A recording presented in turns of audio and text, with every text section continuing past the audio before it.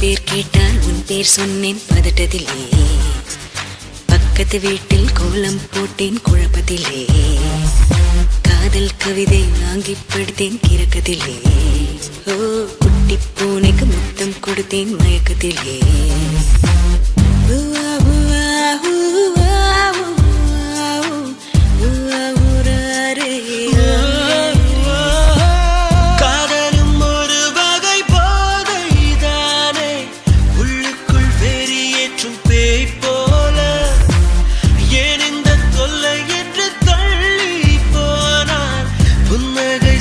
கொஞ்சம் தாய் போல உடல் கொதித்ததே, உயிர் மிதந்ததே, ஐயோ அது எனக்கு பிடித்ததடா.